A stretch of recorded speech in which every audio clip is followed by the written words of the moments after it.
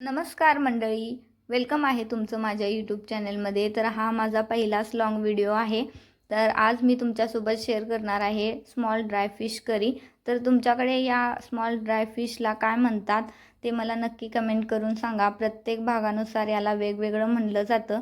छोटे छोटे खारे मासे असे देखील म्हणतात वाळलेले. तर मी आज हे छोटे वाळलेले मासे बनवणार आहे. तुम्ही याआधी कधी ही रेसिपी ट्राय केली आहे का, मला नक्की कमेंट करून सांगा.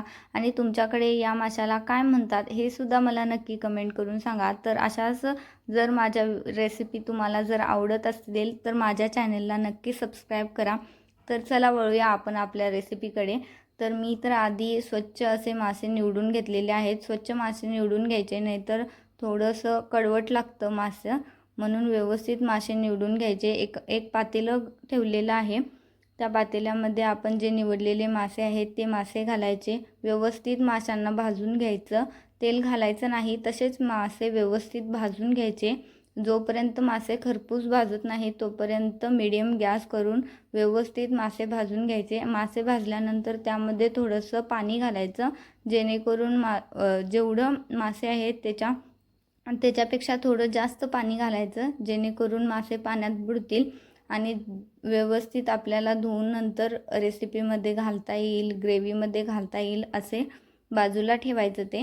आणि नंतर मी एक कढई घेतलेली आहे. कढईमध्ये 2 चमचे तेल घेतलेलं आहे. छोटे 2 चमचे तेल घेतलेले आहे.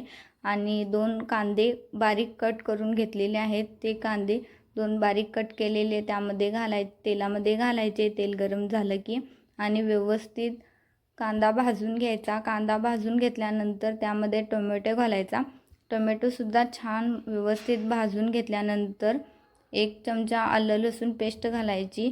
थोडा गरम मसाला, तुमच्याकडे जो अवेलेबल आहे तो गरम मसाला, चिकन मसाला, कोणताही मसाला तुम्ही त्या ग्रेव्हीमध्ये वापरू शकता. नाही वापरला तरीही चालतं, पण थोडी जास्त टेस्ट चांगली येण्यासाठी थोडा तुमच्याकडे जो काही अवेलेबल मसाला असेल तो तुम्ही मसाला वापरा. आणि थोडीशी हळद आणि थोडंसं लाल तिखट घातलेलं आहे. तुम्ही तुमच्या आवडीनुसार लाल तिखट कमी जास्त करू शकता. आमच्या घरी थोडं तिखट खाण्याची सवय आहे, त्यामुळे मी थोडं लाल तिखट जास्त घातलेलं आहे. तर व्यवस्थित कांदा टोमॅटोची ग्रेव्ही व्यवस्थित भाजून घ्यायची तेल सुटेपर्यंत. आणि त्यामध्ये आपण जे मासे पाण्यात भिजवून ठेवलेले होते ते मासे त्या ग्रेव्हीमध्ये घालायचे. व्यवस्थित ग्रेव्हीमध्ये मिक्स करायचा मासा. आणि नंतर आपल्याला जेवढी ग्रेव्ही बनवायची आहे तेवढं त्यामध्ये पाणी घालायचं. गरम पाणी घातलं तर एक नंबर होईल. गरम पाणी घातलं तर व्यवस्थित अजून थोडी टेस्ट वाढते. गार पाणी घातलं तर थोडीशी टेस्ट बिघडते, त्यामुळं गरम पाणी घालायचं. थोडं गरम पाणी घातल्यानंतर थोडं कोमट पाणी घातलं तरीही सुद्धा चालतं.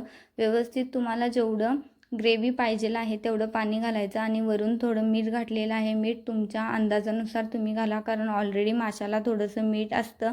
झाकण बंद करून थोडा वेळ उकळी काढून घेतलेली आहे आणि त्यानंतर थोडीशी वरून कोथिंबीर घातलेली आहे. तर चला, आपली स्मॉल ड्राय फिश करी तयार झालेली आहे. तर तुम्हाला अशा व्हिडिओ, अशा रेसिपी जर आवडत असतील तर माझ्या चॅनलला नक्की सबस्क्राईब करा आणि नक्कीच सपोर्ट करा. अशाच नवनवीन रेसिपी मी तुमच्यासाठी घेऊन येण्याचा प्रयत्न करेन. आणि चला, आम्ही तर जेवायला चाललो आहे, तुम्ही पण सगळे मिळून जेवायला या. भेटूया नेक्स्ट ब्लॉगमध्ये. तोपर्यंत बाय.